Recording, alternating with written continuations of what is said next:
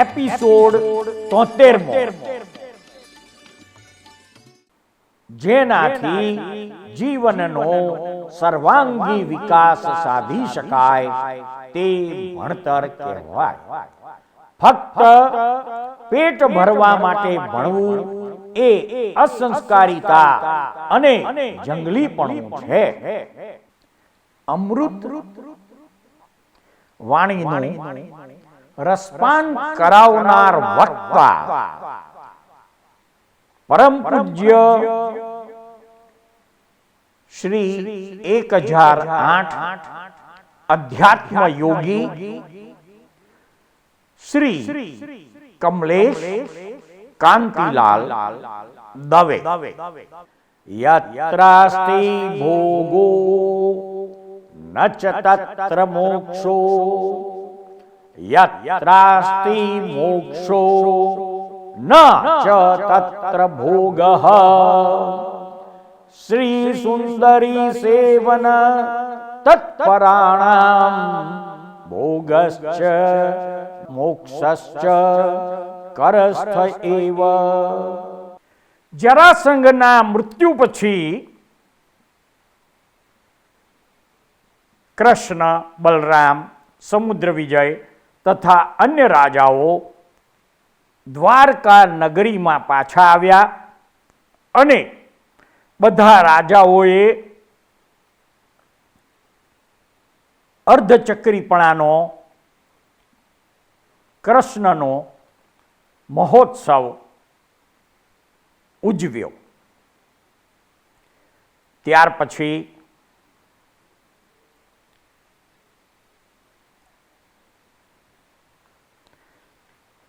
પછી કૃષ્ણ પોતાના ઉદય કર્મને આધીન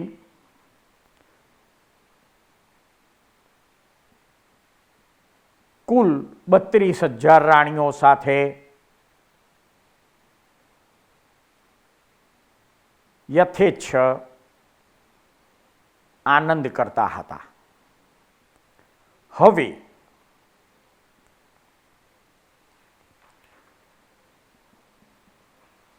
તેમના કાકા સમુદ્ર વિજયના દીકરા એવા અરિષ્ટનેમી અર્થાત વર્તમાન અવસર્પિણી કાળના 22મા નંબરના તીર્થંકર પરમાત્મા નેમિનાથ ભગવાન એક વખતે વાસુદેવની આ યુદ્ધશાળામાં પ્રવેશ કરે છે. ત્યાં ચક્રને, કૌમુદિકી ગદાને, પાંચજન્ય શંખને જુએ છે અને શંખ વગાડવાની ઈચ્છા થતા આયુધ શાળાના રક્ષક નેમિનાથ ભગવાનને કહે છે કે વાસુદેવ સિવાય સામાન્ય રીતે આ શંખ કોઈ ફૂંકી શકતું નથી. પણ લીલા માત્રમાં નેમિનાથ ભગવાન એ શંખને પોતાના હોઠ વચ્ચે મૂકીને ફૂંકે છે. આનો નાદ સાંભળીને કૃષ્ણ વાસુદેવ આ યુદ્ધ શાળામાં દોડી આવે છે. તેમને વિચાર આવે છે કે અજાણે આ મારા શંખને કોણે ફૂંક્યો હશે? આ પૃથ્વી પર એવો કોઈ બળવાન યોદ્ધા નથી જે મારા શંખને ફૂંકી શકે. ત્યાર પછી પોતાના કાકાના દીકરા એવા અરિષ્ટનેમી નેમિનાથ ભગવાનને જુએ છે. નેમિનાથ ભગવાનને તો 3 જ્ઞાન જન્મતાની સાથે જ છે. શ્રુતમતીને અવધિ. નેમિનાથ ભગવાન વસુદેવની પરીક્ષા કરવા માટે ક્રીડા સ્વરૂપે કૃષ્ણ વાસુદેવને કહે છે કે આ મારી આંગળી જરા વાંકી થઈ છે, એને તું સીધી કરી શકીશ? વાસુદેવ સીધી કરવા જાય છે ત્યારે નેમિનાથ ભગવાન હાથ ઊંચો કરે છે અને કૃષ્ણ વાસુદેવ એમની આંગળી પર ટીંગાઈ જાય છે. તીર્થંકર પરમાત્માની આંગળીમાં કેટલું બળ હોય એનો આ એક પ્રસંગ. ત્યાર પછી અરિષ્ટનેમી કૃષ્ણ ભગવાનને કેટલીક મહત્વની સૂચના આપે છે. ત્યારબાદ અરિષ્ટનેમી કુમારને રૂકમણી, સત્યભામા, જાંબવતી વગેરે સ્ત્રીઓ તેમના અપાર્ય અતુલનીય રૂપને જોઈને કહે છે કે હે દિયર, તમે લગ્ન કેમ કરતા નથી? ત્યાર પછી રાજીમતીને પરણવા નેમિનાથ તૈયાર થાય છે અને જાન લઈને જાય છે. પરંતુ ત્યાં પહોંચતા અસંખ્ય જાનવરોને જોઈ સારથીને પૂછે છે કે આ બધા જાનવરોને કેમ બાંધ્યા છે? તો કે તમારા લગ્ન પ્રસંગે આ બધા જાનવરોને માંસ પકવીને બધાને ભોજન જમાડવાનું છે, તેથી આ બધા જાનવરોને બાંધ્યા છે. અરિષ્ટનેમી સારથીને કહે છે કે રથ પાછો વાળો, અને અરિષ્ટનેમી રાજીમતીને પરણવાનું છોડીને પાછા આવે છે. પેલી બાજુ રાજીમતીને ભયંકર દુઃખ થાય છે. આ બાજુ અરિષ્ટનેમી ભગવાન પાછા આવે છે. થોડા સમય પછી લોકાંતિક દેવો આવીને ભગવાનને ધર્મતીર્થ પ્રવર્તાવવા અને તમારે દીક્ષાનો 1 વર્ષ બાકી છે એવું જણાવે છે. ત્યાર પછી દેવો વિદાય થાય છે અને નેમિનાથ ભગવાન 1 વર્ષ વર્ષીદાન આપે છે. ત્યાર પછી દીક્ષા લે છે અને દીક્ષા લીધા પછી તેમને કેવા જ્ઞાન થાય છે? કેવા જ્ઞાન થતા દેવી દેવતાઓ પોતાના આચાર પ્રમાણે સંવત્સરણની રચના કરે છે. સંવત્સરણની રચનામાં નેમિનાથ ભગવાન દેશના આપે છે. દેશના આપ્યા પછી ચતુર્વિધ સંઘની સ્થાપના કરે છે. ચતુર્વિધ સંઘની સ્થાપના કર્યા પછી પાછા પ્રભુ પોતાના ઉદય કર્મને આધીન વિહાર કરે છે. આ બાજુ પાંડવો કૃષ્ણના પ્રસાદથી હસ્તિનાપુર નગરમાં રહેતા હતા. દ્રૌપદીની સાથે હર્ષથી ક્રીડા કરતા હતા. એવામાં એક ઘટના બને છે કે નારદ એક સમયે હસ્તિનાપુરમાં આવે છે અને દ્રૌપદી તેમને વંદન કરવાનું ચૂકી જાય છે અને નારદ પોતાના રમૂજી સ્વભાવને કારણે ભરત ક્ષેત્ર છોડીને લવણ સમુદ્રને ઓળંગીને ઘાતકી ખંડમાં રહેલા પદ્મોત્તર રાજાને ત્યાં જાય છે. પદ્મોત્તર રાજા તેમને નારદને પોતાના અંતપુરની સ્ત્રીઓ બતાવીને કહે છે કે આવી સુંદર સ્ત્રીઓ ક્યાંય તમે જોઈ છે? ત્યારે નારદને દ્રૌપદીના અવિનય યાદ આવતા પદ્મોત્તર રાજાને કહે છે કે ભરત ક્ષેત્રમાં હસ્તિનાપુરમાં 5 પાંડવોની પત્ની દ્રૌપદી એ પૃથ્વી ઉપરનું સુંદર સ્ત્રી રત્ન છે. અને એમ કહીને ચાલ્યા જાય છે. પદ્મોત્તર રાજા દેવને સાધીને દેવ દ્વારા 5 પાંડવોની પત્ની દ્રૌપદીનું હરણ કરીને પદ્મોત્તર રાજા પાસે મૂકે છે. ત્યાર પછી પાંડવો આકુળ વ્યાકુળ થઈ જાય છે અને દ્રૌપદીની શોધમાં કૃષ્ણની સહાય લે છે. છેવટે કૃષ્ણ નારદનું કૌતુક જાણી જાય છે અને નારદને જ પૂછે છે. ત્યારે નારદ જણાવે છે કે મેં દ્રૌપદી જેવી સ્ત્રીને પદ્મોત્તર રાજાને ત્યાં જોઈ હતી. કૃષ્ણ સમજી જાય છે અને પછી પોતે લવણ સમુદ્ર પાસે આવીને અઠમ તપ કરીને તે સમુદ્રના આરાધ્ય દેવને પ્રસન્ન કરે છે અને તે આરાધ્ય દેવ કૃષ્ણ વાસુદેવને સમુદ્રમાં રથ લઈને જવા માટે માર્ગ કરી આપવાની સુવિધા પ્રદાન કરે છે. કૃષ્ણ 5 પાંડવોને લઈને પોતાના રથ સાથે ઘાતકી ખંડમાં અમરકંકા નગરીમાં પદ્મોત્તર રાજાની પાસે પહોંચે છે. ત્યાં 5 પાંડવો કહે છે કે હે કૃષ્ણ વાસુદેવ, અમે સૌ પ્રથમ યુદ્ધ માટે જઈએ છે, પણ જો હારી જઈએ તો તમે તત્કાળ આવજો. કૃષ્ણ ભગવાન સમજી ગયા કે એમણે પહેલેથી જ કહ્યું કે અમે હારી જઈએ તો તમે આવજો, એટલે કૃષ્ણ સમજી ગયા કે આ લોકો અવશ્ય હારવાના જ છે. છતાં કૃષ્ણ તેમને જવાની આજ્ઞા આપે છે અને પદ્મોત્તર રાજા પરાક્રમી હોવાના નાતે અમને હરાવે છે. કૃષ્ણ વાસુદેવ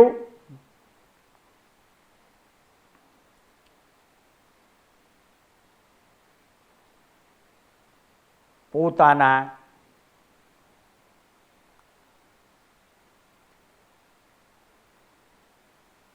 પરાક્રમથી અને સારંગ નામના ધનુષ્યના ટંકાર માત્રથી પદ્મોત્તરની સેનાને છિન્ન ભિન્ન કરી નાખે છે અને પદ્મોત્તર રાજા ડરીને અંતપુરમાં જાય છે અને દ્રૌપદીને વિનંતી કરે છે. ત્યારે દ્રૌપદી કહે છે કે તમે સ્ત્રીનો વેશ પહેરીને તેમના શરણમાં જશો તો તેઓ અવશ્ય તમને ક્ષમા કરી દેશે. પદ્મોત્તર રાજા સ્ત્રીનો વેશ પહેરી કૃષ્ણની સામે પ્રગટ થાય છે અને માફી માગે છે. કૃષ્ણ વાસુદેવ તેમને માફ કરી દ્રૌપદીને લઈને 5 પાંડવો સાથે પાછા હસ્તિનાપુર આવે છે. કૃષ્ણના જીવનમાં બનેલી આ મહત્વની ઘટના કે સામાન્ય રીતે ભરત ક્ષેત્ર ઓળંગીને કોઈ બીજા ખંડમાં જતું નથી, આમ છતાં કૃષ્ણ ત્યાં ગયા અને વાસુદેવના સ્વભાવ મુજબ, નિયમ મુજબ જ વાસુદેવ જીત્યા ત્યારે તેમણે શંખનાદ કર્યો. એ શંખનાદનો ધ્વનિ ઘાતકી ખંડમાં રહેલા અન્ય વાસુદેવ જે તીર્થંકર પરમાત્મા પાસે હતા તેણે સાંભળ્યો. ત્યારે આશ્ચર્ય પામીને ત્યાં રહેલા તીર્થંકર ભગવાનને પૂછ્યું કે આ મારા જેવો પાંચજન્ય શંખ કોણે વગાડ્યો? ત્યારે તીર્થંકર પરમાત્મા ત્યાં બેઠેલા વાસુદેવને જણાવે છે કે ભરત ક્ષેત્રના 9મા વાસુદેવ શ્રી કૃષ્ણ પાંડવોની પત્નીને લેવા માટે પદ્મોત્તર રાજા પાસે આવેલા અને પદ્મોત્તર રાજાને હરાવીને તેમણે આ શંખનાદ કરેલો. ત્યારે ત્યાં બેઠેલા વાસુદેવ તીર્થંકર પરમાત્માને પૂછે છે કે હું એમને મળવા જઈ શકું? ત્યારે તીર્થંકર પરમાત્મા કહે છે કે કોઈ પણ દિવસ 2 વાસુદેવ સામસામે રૂબરૂ ભેગા થતા નથી, એ સૃષ્ટિનો ક્રમ છે. છતાંય તમે તમારા શંખને આવાહન કરીને, શંખ વગાડીને એકબીજાને નમસ્કાર કહી શકો છો. ત્યાર પછી ત્યાં રહેલો વાસુદેવ પોતે પોતાના પાંચજન્ય શંખનું આવાહન કરે છે અને પોતે પણ શંખનો ધ્વનિ કરી ભરત ક્ષેત્રના વાસુદેવને નમસ્કાર કરે છે. કૃષ્ણના જીવનમાં બનેલી ઘણી બધી ઘટનાઓમાં એક સૌથી મહત્વની ઘટના હવે આપણે જાણવા પ્રયત્ન કરીશું. એક સમયે કૃષ્ણ વાસુદેવ યમુનાજીના કાંઠે સવારમાં ફરવા નીકળેલા. તે સમયે સામેથી દુર્વાસા મુનિ આવતા દેખાય છે. દુર્વાસા મુનિ નજીક આવતા કૃષ્ણ વાસુદેવ વિનયપૂર્વક દુર્વાસા ઋષિને પ્રણામ કરે છે. દુર્વાસા મુનિ આયુષ્માન ભવ, યશસ્વી ભવના આશીર્વાદ આપે છે. ત્યાર પછી વાસુદેવનો મજાકિયા સ્વભાવને કારણે તેઓ ઋષિને વિનંતી કરે છે કે આપ આ તરફ પધાર્યા છો તો અમારા ઘરે પધારીને ભોજનનું આમંત્રણ સ્વીકારો. ત્યારે દુર્વાસા મુનિ કહે છે કે હે વસુદેવના પુત્ર, તમે ખરેખર મને ભોજન જમાડવાની ઈચ્છા રાખતા હોય તો મારી એક શરત છે, તે સાંભળો. તમે ઘરે જઈને તમારી 8 પટરાણીઓને કહો કે તેઓ જાતે રસોઈ ઘરમાં જઈને જાતે રસોઈ બનાવે અને પોતે રસોઈ તૈયાર થયા પછી 8 પટરાણીઓ પોતે ભોજન લઈને થાળમાં પીરસીને અહીં મારી પાસે આવીને એ પ્રસાદ રજૂ કરશે તો હું ભોજન લઈશ. કૃષ્ણ વાસુદેવ તેમની આ શરતનો સ્વીકાર કરે છે. તત્કાળ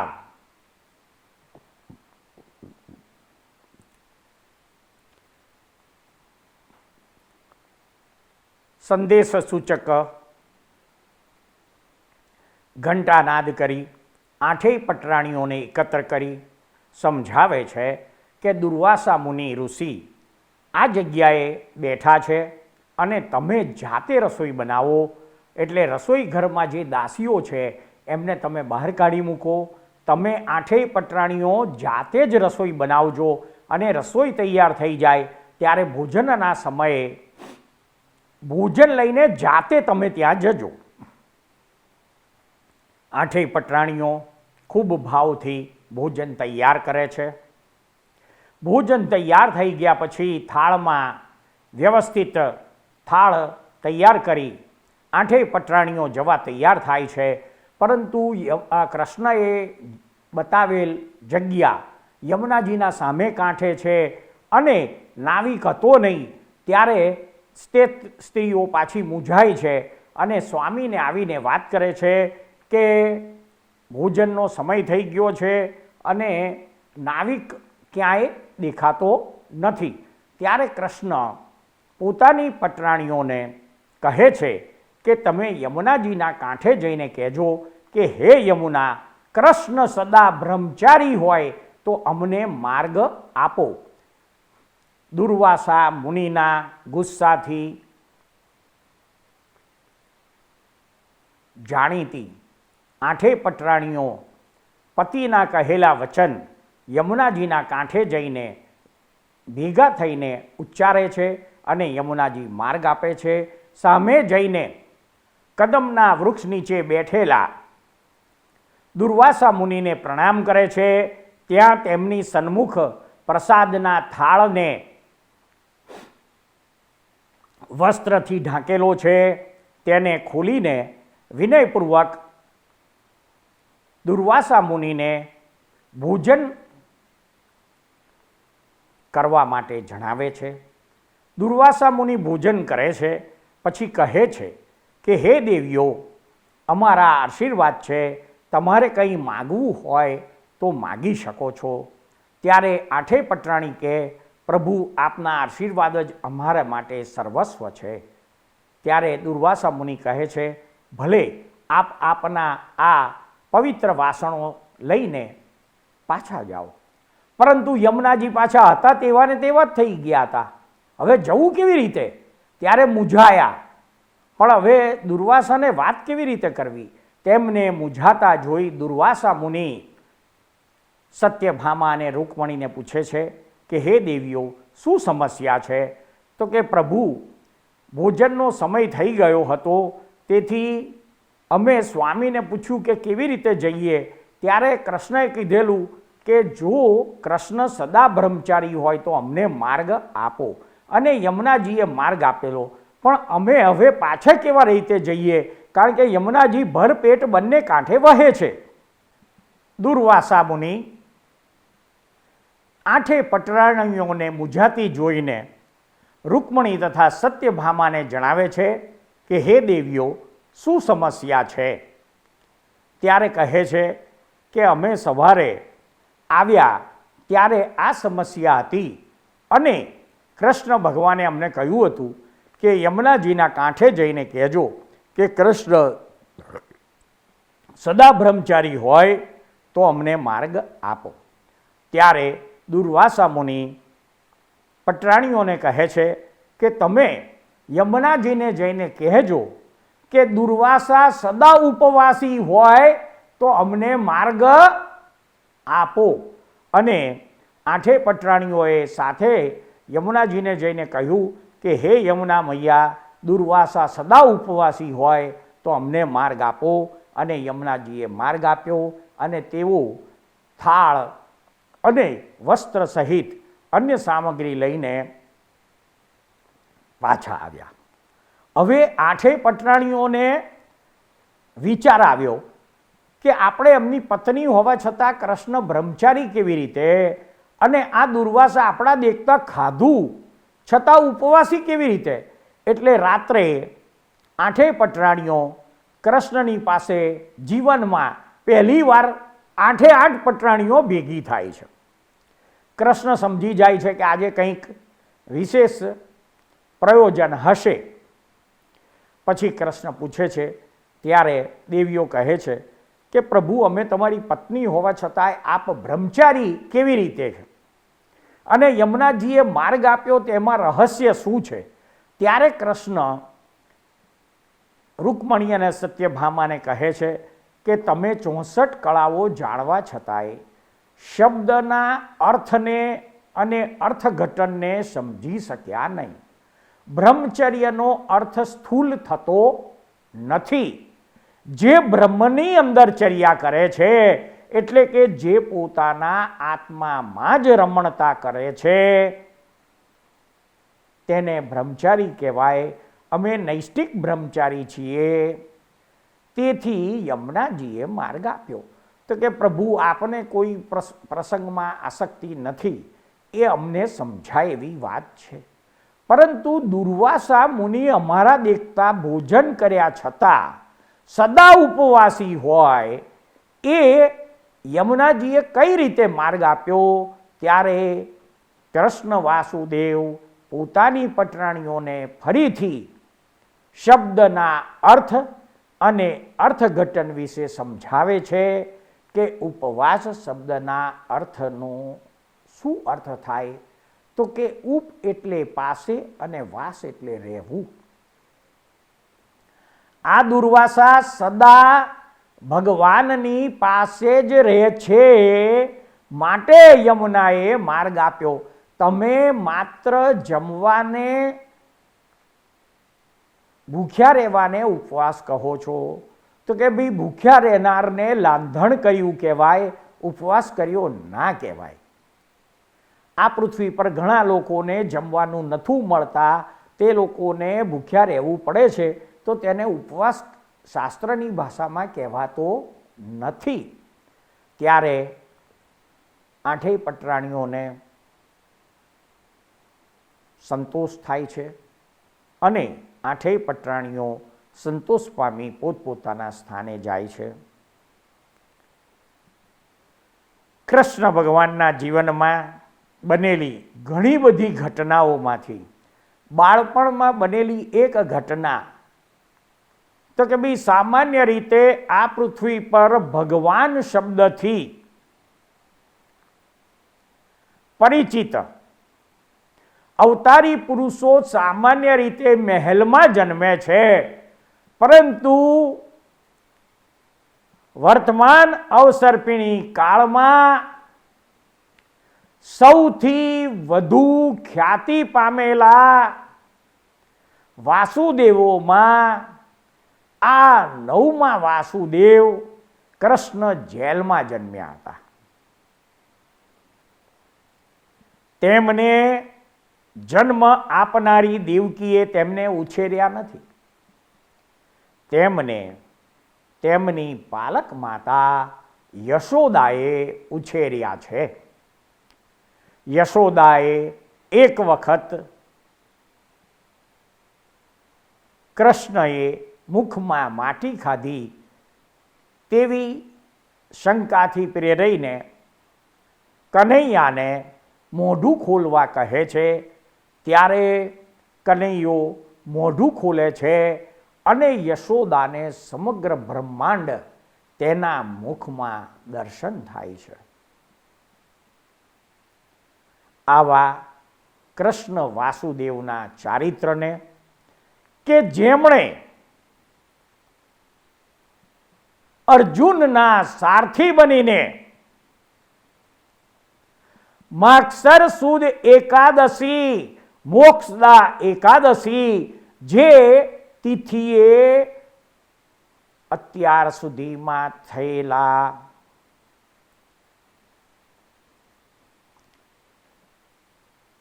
અઢીસો તીર્થંકરોના કલ્યાણકો તે તિથિએ આવે છે. એ તિથિએ કુરુક્ષેત્રના રણના મેદાનમાં અર્જુન જ્યારે પોતાના સગા સંબંધીઓને પોતાની વિરુદ્ધ યુદ્ધના મેદાનમાં જોઈને મોહ પામે છે, ત્યારે ગીતાના 700 શ્લોક દ્વારા 18 અધ્યાય દ્વારા કૃષ્ણ ભગવાને જે ઉપદેશ આપ્યો હતો, જે આજે 5000 વર્ષ થયા છતાં પણ કૃષ્ણની એ વાણી લોકોને ઉપકારી થઈ નીવડે છે. આ કૃષ્ણના જીવનમાં બનેલી સૌથી મહત્વની ઘટના. આવા છેલ્લા વાસુદેવ અને તેમના ભાઈ બલરામ કે જે પોતાના નાના ભાઈના શબને 6 મહિના ખભા ઉપર રાખીને વિયોગમાં ભટકતા રહ્યા હતા. આવા બલરામ, બલભદ્ર અને તેમની બહેન સુભદ્રા, તેના જીવનનો એક પ્રસંગ પણ ખૂબ જ મહત્વનો છે. સામાન્ય રીતે આ દુનિયામાં કોઈ પણ જ્ઞાતિનો કોઈ પણ માણસ પોતાની બહેનને કોઈ પણ પુરુષ સાથે પ્રેમાલાપ કરતા જુએ તો તેને ક્ષણિક ક્રોધ આવે છે. કૃષ્ણ ભગવાને પોતાની બહેન સુભદ્રાને અર્જુન સાથે પ્રેમાલાપ કરતા જોઈ અને અર્જુનને પોતે કૃષ્ણ ભગવાન સમજાવે છે કે તું ક્ષત્રિય છે, જો તું ખરેખર મારી બહેનને સાચા હૃદયથી પ્રેમ કરતો હોય તો મારી બહેનનું અપહરણ કરી જા. તેને તેનો ક્ષત્રિય ધર્મ યાદ દેવડાવે છે. ત્યારે અર્જુન પોતાની નિર્બળતા જાહેર કરે છે કે મારી પાસે કોઈ વાહન નથી, હું તમારી બહેનને કેવી રીતે ભગાડી જઉં. ત્યારે કૃષ્ણ ભગવાન, જેને કોઈ વસ્તુ પ્રત્યે આસક્તિ નથી, તેઓ અર્જુનને કહે છે કે ભલે તારી પાસે રથ ન હોય પણ રથ ચલાવવાની વિદ્યા તો તને આવડે છે ને, તું મારો રથ લઈને ભાગી જા, એટલે પોતે ચોરી કરવાનો ઉપદેશ આપતા નથી. તેમણે બીજા કોઈનો રથ લઈને ભાગી જવાનું અર્જુનને કહ્યું નથી, પોતાનો રથ લઈને અર્જુનને ભાગી જવાનું કીધું. કોઈ પણ માણસ આ પ્રસંગે પોતાના માનસિક સંતુલનને સાચવી શકતો નથી. જ્યારે કૃષ્ણ વાસુદેવે પોતાની બહેન સુભદ્રાને અર્જુન સાથે પ્રેમાલાપ કરતા અર્જુનને તેનો ધર્મ યાદ દેવડાવ્યો છે અને ચોરી કરવાનું ન કહેતા પોતાનો રથ લઈને જવાનું કીધું છે અને પછી પરંતુ કીધું. ત્યારે અર્જુન પૂછે છે કે તમે પરંતુ કેમ બોલ્યા? તો કે તારા ગયા પછી મારે નાટક કરવું પડશે. હું મહેલમાં જઈને બલ્લુ એવી બૂમ પાડીશ એટલે બલરામ આવશે અને પછી બલરામને કહીશ કે આપણી બહેન સુભદ્રા દેખાતી નથી. બલરામ ગુસ્સે થશે અને પોતાની બહેનને શોધવા માટે પોતાનો રથ લઈને નીકળશે. પરંતુ તું જાણે છે કે મારો રથ પવનની ગતિથી ચાલવાવાળો છે, તે પકડાશે નહીં અને તું સુભદ્રા સાથે ગાંધર્વ વિધિથી લગ્ન કરી લેજે. તો કે ભાઈ કોઈ માણસ આ પ્રસંગે માનસિક સમતુલા જાળવી ના શકે તેવા પ્રસંગે કૃષ્ણ ભગવાને અર્જુનને તેનો ધર્મ યાદ દેવડાવ્યો છે. આવા કૃષ્ણના જીવન ચરિત્રને આપણે સાંભળવા પ્રયાસ અને પ્રયત્ન કર્યો તે ધન્યવાદને પાત્ર છે. સૃષ્ટિના અદ્ભુત રહસ્યો નામાભિધાનથી અલંકૃત થયેલી ધારાવાહિક કથા ના આ એપિસોડને શાંતિથી ધીરજપૂર્વક સાંભળનાર પ્રત્યેક શ્રોતાનો તથા આ એપિસોડ નિહાળનાર પ્રત્યેક દર્શકોનો અમો સાચા અંતસ્કરણપૂર્વક ખૂબ ખૂબ આભાર માનીએ છીએ. જય સચ્ચિદાનંદ.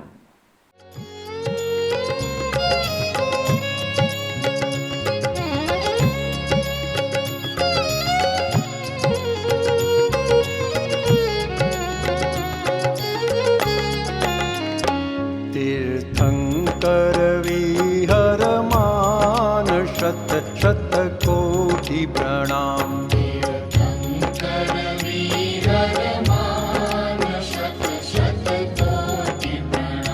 जय कुल्ला केवल ज्ञान.